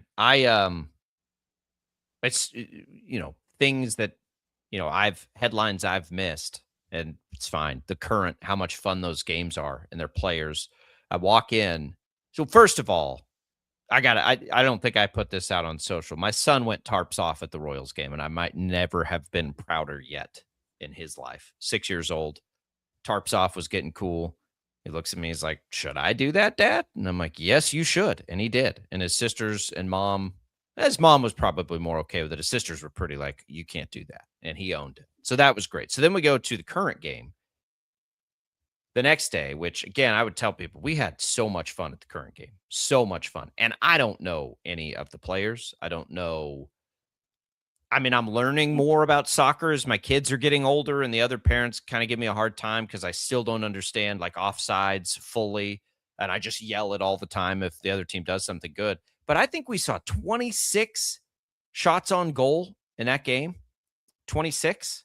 So I'm like, this is so much fun. And I don't, I saw them when they played at Sporting, but it was a media game and we were up and down. So I didn't get to actually watch a ton of the game. But like, we're going back to that for sure. So then I'm like, okay, they get their player card and we're all trying to like pick our favorite players. And we see Temwa out there. Again, don't know anything about the players beforehand. Like Addie French isn't their AD anymore. And so it's like, okay, well, I don't know any of the players anymore. We're like, this is going to be our favorite player. She's awesome. We're talking about her. And as we're walking out of the stadium, she's like she's on a building on the side of the building. She's like the MVP 2 years ago. It's like, oh, well, there you go. No wonder. But we had a really good time. We had a really good time at that. And yeah, it was hype environment. They did a really good job. Have you seen the stadium yet? I haven't been in there. No. Second season there. Second or third. They did it just right. There were about 11,000 people. It felt full. It was loud. The environment was good. They did it right. And it's a cool part of the city too, that I'd never been before. Down there by that. What is that bridge? That bridge has some significance, but the river's right there. But it was cool. It was a good time. All right, let's talk Royals, TJ. We were at the game Saturday, the Kolick game, and you felt good about that game. It was the sneakiest in-stadium complete game that I can remember ever seeing. Like, you just looked up at the end, and like, man, Kolick's still out there. Like, what in the world? And like for my wife, she's like, it's kind of boring. The other team's not doing anything. I'm like, yeah, that's really good for the Royals right now. They need to win real bad. So you get some momentum there against Seattle. Man, that is a tough loss yesterday with more questionable things. Got Tyler Tolbert pinch hitting for Vinny Pasquantino. I don't know. We're getting to the point now, TJ, where like it doesn't matter what happens. Q's gonna catch strays every time. That's true. Explain to me the Tolbert situation. I didn't catch it. What was going on? I think it was, and fans will have to correct me too, because I did not watch until the very end of the game yesterday. I was late to arrive to the game yesterday, but I think it was just like a pinch hit, bunt or something. Pinch ran. He pulled him out. I don't know, but he pinched. It's all I found after the game is people were mad about it. And so I've tried here this morning. I'm like, guys, they lost 4-3 and they blew the save. Like, what are we mad about today? So I'm not 100% sure what I know. Vahe Gregorian put something out from the post game this morning that I'll catch up to in a little bit, but it doesn't matter what he does now. He's going to get second guessed on everything. And that's interesting because does that bleed over? Do the players have that confidence? Are they overthinking things? Like, to me, bottom line yesterday is you had the Yankees on the rope and you blew the save. That's kind of what I look at. Lucas Erceg, over the course of his last 2 appearances has seen his ERA balloon from 3.26 after he had some momentum, now up to 5.06. And it wasn't a save situation against the Mariners, so it didn't really mean anything. But 5 runs allowed, 8 hits in your last 2 appearances. His whip is super high. I'm a big Erceg guy. I think people that listen to this show know that. I don't know that he's as electric as he was 2 years ago. And I don't know that they have a better option right now. But that's a little troubling, TJ, because every time the Royals win games, it feels like they're going to be close, or at least the vast majority of time. I mean, it's troubling because we've already done this song and dance about Carlos Estevez for a month, and he's not here. I don't know if he's ever going to pitch for the Royals this season. And now you're like, well, good thing you got Urseg that can go be your closer for you. And it is a good thing that they have him. Look, But he's got to figure it out, because then you're not going to have a closer. Who's next in line? Strong? He went from April 20. That's what I mean. I don't think there is a next in line. He went exactly. from April 21st to May 8th. I think he had like 6 or 7 saves in that stretch and really started to look more like the Lucas Ursig of old. And then after that, at that point, it was like 1 run allowed in 8 appearances or something. And then now we're kind of like slogging along here. And he hasn't had his frequency, I guess, has been a little lower. But I don't know, like the confidence level of him coming out there. It's not like you get that lead going into the 9th and you're just like, all right, Nails, we're done with this. Mm-hmm. That's the part that's hard for a team that certainly can't afford to lose ones that they have in the back. And it's the Yankees, and they got to pick him up here. Like, they got to pick him up because he's gone now back-to-back days. He's probably, I assume he's not available today. I don't know what his pitch counts were, but he's very unlikely, I would say, to be available today. So now you get to that point in the game. What are you going to do? That was something that somebody brought up, I believe, on the broadcast I saw, is that, I mean, he threw 32 pitches when he gave up 3 runs to the Mariners on Sunday afternoon, and carrying that over. But again, like, that's significant probably that he threw 32 pitches and then came out and pitched the next day in a week. But they had to use him. It's that, and the fact is that, like, a year ago, you'd sit there and say, like, Lucas Ursig could pitch 3 innings if you needed him to, Right. Like he's just he just doesn't have his stuff right now for some reason, and he's got the stuff, but he just can't locate. I don't know what the issue is right now. Yeah, that was a conversation that we've had about him, is that it's not, you look at Estevez and it's like, well, yeah, I mean, if you only throw 92, like, sometimes they can just hit that. Like Ursig, you watch him pitch and you're like, this is disgusting. Like, he's got everything that you want your closer to have in his arsenal, but it's like, sometimes he just throws a fastball down the middle. Sometimes his changeup hangs up too high. Like, it's just got the blown save fever right now. He's got 4 on the year. Yeah, I mean, and that's too many. But, Estevez was not nails last year either. But what we've learned about the Royals bullpen situation is those closers need to be used a lot, and he hadn't been used for a week. So some of what happened, I guess, again, at the end of this game, and for, forgiveness on the holiday for not being 100% locked into it yesterday, but it was decisions that took Vinny off of first base that let Salvi get there, and people are saying Vinny could have made a play, and I'm like, guys, Vinny's not a Gold Glover out there. It was a defensive conversation. It was a combination of decisions that came back partly to bite them, but I look at it and I'm like, yeah, but Ursig gets 4 hits there, and I talked to one of the guys that was here is a big Yankees fan, so they were watching the end while we were getting some things together to go hang out. I'm like, what happened there? Ursig blew the save, and he was like, it was kind of cheap, like some cheap stuff, but doesn't matter. Like the Ursig of like watching his pitches dive and do all the things that that he's capable of doing, like his velocity is still there, but I don't like. There were a couple of years ago where you saw him and you're like, nobody's hitting him, and that's kind of gone, and that's just something they're going to have to work through. I mean, I guess you can go Daniel Lynch, but I don't know that.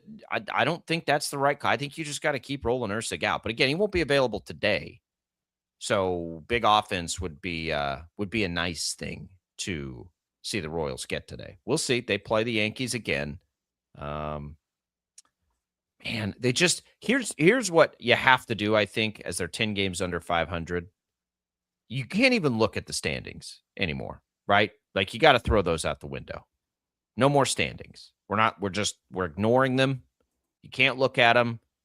Got to win these series and make it as cliche baseball as you can make it. You won the Mariners series. Now you got to go try to win 2 in a row against the Yankees, which by the way is what you did against the Mariners. Bailey falters on the mound and then Noah Cameron, and you're going up against Schlittler and Cole. Yikes. And Cole looks back, by the way. It'll be his second start, I think, since coming back, and he looks back. He pitched well. And then you got to go on the road and play the Rangers and the Reds and the Twins. You got to not, Jesus, a 10-game road trip. Got to go. I don't know, man. Got to go be good. Go be the best version of the team. That's. I think, TJ, that's what stings to me more about blowing that. What if the Royals won that game? What if they hang on last night? Yep. You got that game up on the Yankees. There's a sweep is so possible here the wrong way. If you win that one, you feel pretty good. It's gonna be tough. It's gonna be tough. They know it. They know it's gonna be tough. They're not in the doghouse anymore. They are playing better. We got to be fair to them. We got to be fair. You got 6:40 first pitches today and tomorrow. Then they get a day off. It's going to take some of the best baseball probably they've played all year when you look at these starting pitching matchups to see if they can win these two games. I don't know. It's going to be hard. It's going to be hard. The bullpen's going to have to be great, and you don't have your closer available, I would assume, today. Q's going to get strays for using Ursa getting a non-save 2 days ago. But again, that's another one. Like, what are they going to do? He didn't pitch for a week. Yeah, you have to use him. And now they can't use him, though. It's a good thing. Honestly, it's a good thing they used him in that spot 2 days ago because it almost blew the lead. It's nice he had a closer in there, you know? Well, he gave up. Or excuse me. It's a good thing that he was in there too. If he was going to have a game where he was going to explode, you have a big lead. Excuse me. That's what. And you never know either when those guys get non-saves, when they're close. So it's just one more thing for the Royals where you're just shaking your head at how annoying this has been for the Royals this year. The injuries, the decision making, the actual play itself, the most responsible, of course. And you're just like, what? Like, how did we get to this point at the end of May? The base running errors, the mind-numbing decision-making with Jack Caglione, like all of it. You just like, where did this come from? Nope. Why is this happening? Why can't we have nice things? Why can't we have meaningful baseball into the summer? Mm-hmm. It's happened twice in the last 8 or 9 years. And it may not happen again this year, and that is going to be rough, Royals fans. Apologies. Some people, as part of the death spiral, pulled up some stats where it's like, Denny Matthews has called how many seasons of Royals baseball, and how many of them have been actual meaningful seasons of Royals baseball? It's like less than 10, less than 5, maybe. To the long-time historians, they had, let's see, 14. 15, 16 were all really good. 17 when the wheels started to fall off. I think right? 16's when the wheel. They didn't make playoffs. No, they famously decided not to make trades and try to hold it together. They were relevant throughout that. It just didn't get it done. 17 that was still good baseball. 17 wasn't. 17, and then we had 24 and 25. So yeah, and I know it was worse than that before. It's hard to get too doom and gloom when you have Bobby Witt Jr., but maybe you get more doom and gloom because you have Bobby Witt Jr. and you're doing this. Yeah, that's hard though, because that's if anybody has if I ever have a death spiral, my death spiral is always, Bobby's leaving. He's wasting his career in Kansas City. He's I've out. Seen some of that. What makes you think that though? He signed a long-term deal. Is he going to demand a trade? I know. I think it'd be more so the Royals are like, well, we're not going to pay him when that time comes around. We're terrible. Just trade him for picks. Trade him for prospects. I would say the chances that whatever his next deal is, it may get to a level of economics that the Royals are never going to be able to be involved with anyway. That's what I'm saying. He signed an 11-year deal. So you're looking at, he's got his opt-out in 2031, which is when they're trying to build that stadium, right?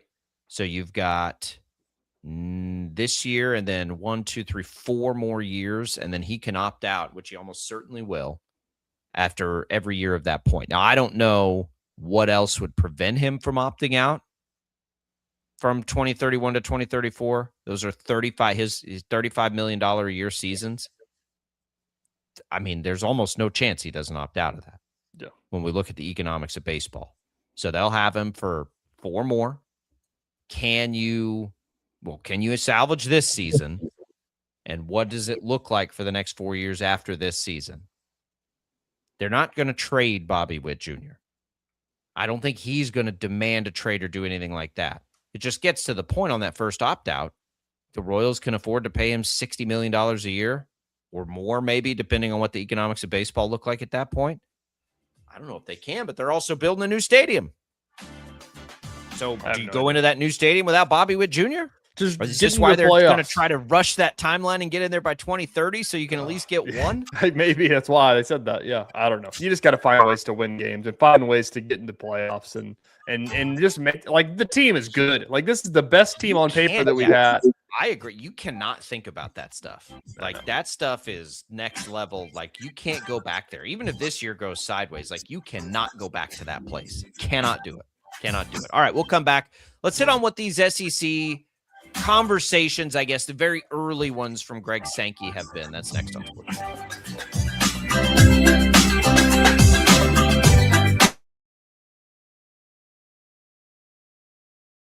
Lightning, hail, tornadoes, flooding. It's the worst of severe weather, and it's coming. Spring brings warmer temperatures, but also dangerous weather conditions. Stay up to date day or night with the Storm Team 12 weather app. You'll get accurate forecasts so you can plan ahead and stay safe, no matter the weather. Download the Storm Team 12 weather app, brought to you by Stutzman's Greenhouse. The future of television has arrived.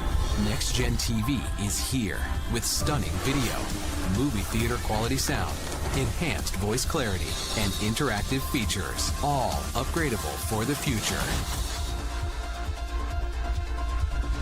Learn more at watchnextgentv.com.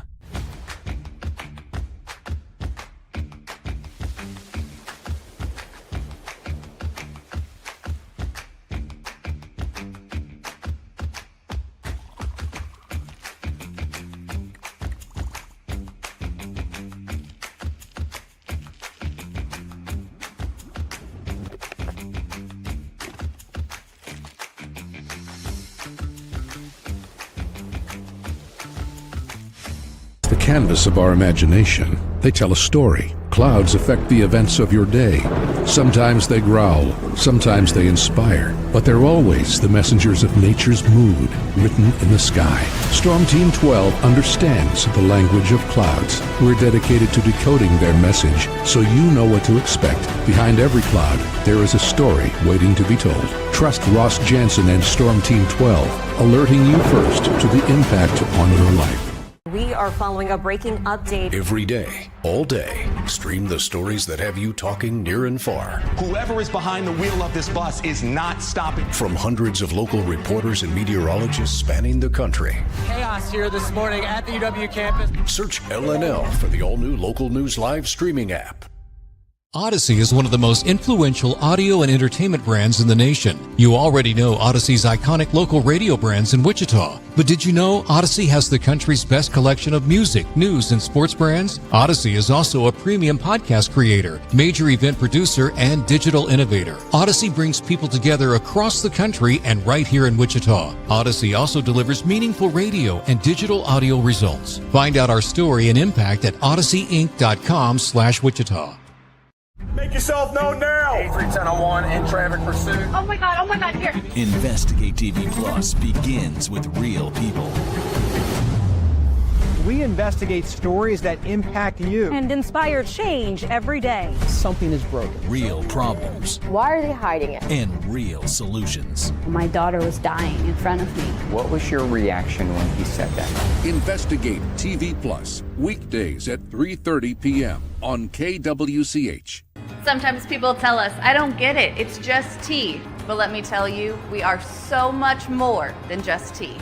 With 20 plus flavors of sweet and unsweet iced tea, the possibilities are endless. Come on in and try them all for free to find your favorite or get us on the go for your busy lifestyle. And don't miss happy hour every day.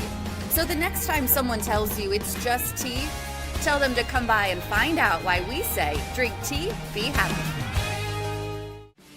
Jim Rome here, lighting up your afternoons on The Jim Rome Show. Catch me starting at 2 on Wichita's #1 sports radio, Kansas fan headquarters, 97.5 and 1240 KFH.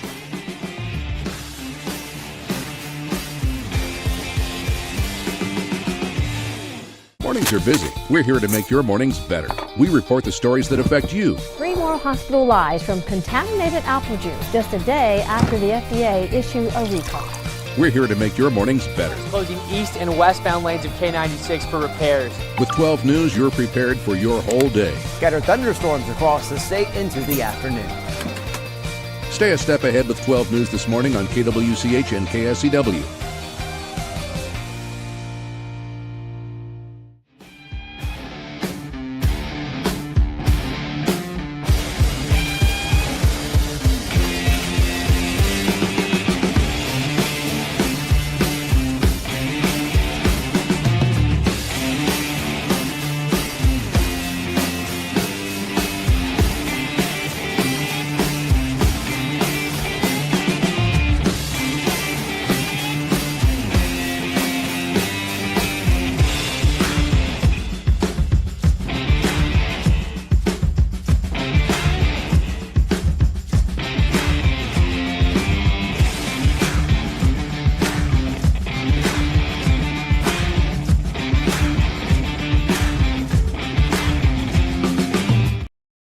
Daily on KFH.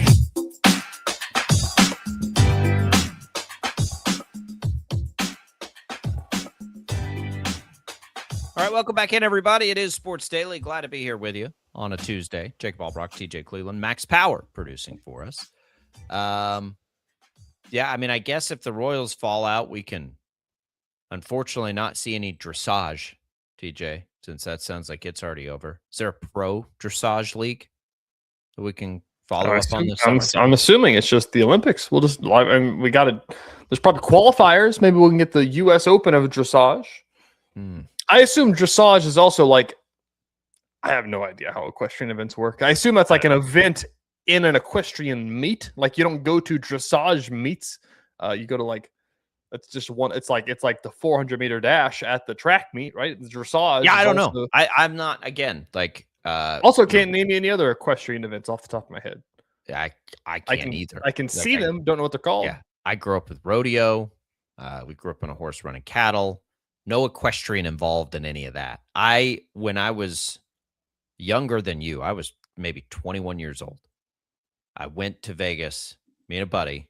We got hired on as freelancers to shoot video of like a world-class equestrian event. Basically, we helped run the video production, which equated to us from the top deck with a little camera going in a circle for about 8 hours a day, 6 days a week, running on about 1 hour of sleep every night. That was as much in depth as with equestrian, I think, as I've gotten. And I didn't ever understand they were being judged on something. I don't know. Congratulations to Virginia Tech for their dressage championship, though. If you missed any of why on earth we're talking about that, you can go back on the Odyssey app and listen to us call it dressage, if you'd like. And then appreciate one of the great listeners for correcting us. All right. SEC meetings, TJ, are in Florida this week. I think they start today. Greg Sankey talked to the media before that and said he did not anticipate any decisions on the college football playoffs, so we can tamp that down. It's so funny. He said, we have time. We'll have an informed discussion. It's like I read that quote, and I read it as the SEC kind of knows they're in control of this thing right now, and they're gonna let everybody know that. Yeah. There are coaches in the conference that would like to go to 24. We know that larger coaches union does. The SEC is going to take their time. Sankey doesn't want 24. I think Sankey wants 16, but is open to 24. They're open to everything. And listen, I'm not even knocking the SEC for this because I still don't know. Like they really should take the time to crunch the numbers. What are the financial implications both way on this? You lose a conference championship game, most likely. he keeps bringing up what other people bring up. He, I guess, used an example of how Oklahoma beat Tennessee and it meant more and helped. I'm like, guys, like, again, we're not going to get to this point. Why do we think college football will be different than literally every other major American sport that we watch and consume? This notion that nobody will care about games anymore if there's 24 teams is so crazy. Like, I need you to look me in the eye and tell me that you'll be any more or less inclined to watch your team play on a Saturday because there's a 24-team playoff. I agree. You'll watch your team on a Saturday if they have 6 losses and suck. Yeah. Because they don't play very often. Yep. You don't get a lot of opportunities to watch them. I agree. Going to watch them the same way. Does it mean as much? Again, use that sentence with any other sport we watch. Do we not get excited about Chiefs Bills in the regular season because we know they'll meet in the playoffs? Are they not the most viewed games every year? Like, it's just doesn't make any sense to me, that part of the argument. Now, if you're talking about money in a conference championship game and does it water down the field? Fine, but we got to stop pretending like adding playoff teams is going to make games mean less in the regular season. So I think that this is the better way to think about this, since we've talked about this at length at this point. It's no longer going to be who was the last team in, or the last team out. First team out was Notre Dame, or BYU, or whoever, right there on the bubble. Like, you had to be locked in for those games. In this model, you'd be locked in in terms of like who's going to get in, if you're interested in that kind of thing. Instead, in this model, you're going to be locked into Iowa, like, those kind of, like, K-State on a normal year, those kind of things. So I don't think it's so much as like you're going to lose the edge of how big those games are, of the big games, of this decides if they get in or not. And honestly, as I'm talking about this, it may be a pro, because for people like us who are Big 12 people, like, K-State versus Cincinnati just became a major deal. Yep. Like, that is pretty fun. It works both ways. Now, I will listen to and acknowledge and understand the potential risk for, like, resting players at the very end if you know you're in.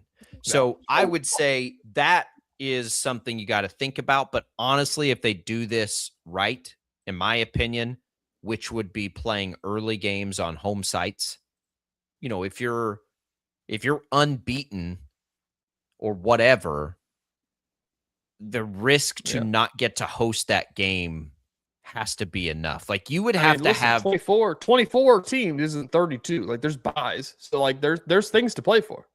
You can play for a bye, which would be better if they can get this thing moving. But, like, to act like there are 138 teams eligible to play in the CFP. I believe that's the number.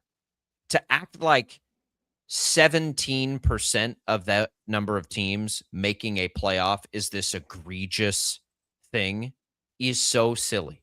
Like, again, I'm not, and let me be clear always, I'm not an advocate for 24. I don't care. If it's 16 or 24, I'm fine.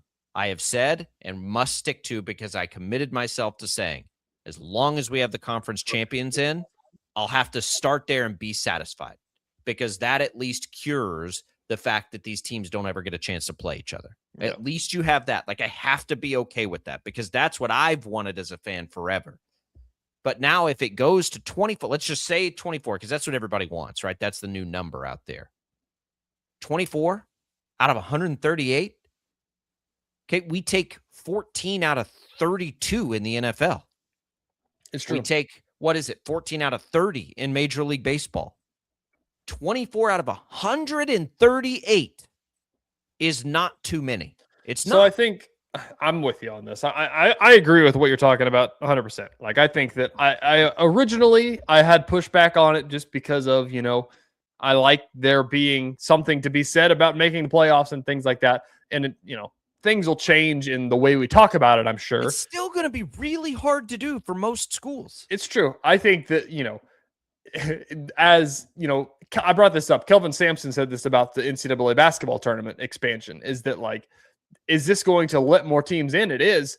And I think that it's going to add more of an edge to, you know, Colin Klein playoff appearances. Like he should have some, like, and it's realistic that he can, and it'll make him look better because he's got these playoff, you know, in the same breath though. If you're Josh Heupel in Tennessee misses the playoff, that's 24 teams. Like Josh Heupel, like you're immediately on the hot seat if you miss playoffs as one of those teams, right? Like if Alabama doesn't make a 24 team playoff, they will run Kalen DeBoer out of town. Like, so there's other parts to this as well. You just have to think about it in a different light. It'll just be different. Brian Kelly just got ran out of town for winning 8 games, right? So that's already gonna happen in that league, right? That's already a thing. So I don't know that a whole lot is going to be different than the way it is at certain places. That's just the way expectations are going to be. So whether it's a 2-team playoff or a 24-team playoff, I mean, I don't know that going to Wikipedia to see how many times did they make the playoff ought to be the way an athletic director decides whether or not what they're seeing is satisfactory. They're going to. Well, coaches and agents are going to. Yeah, they're going to say, hey, like we made this, but they'll try to use it to their advantage for sure.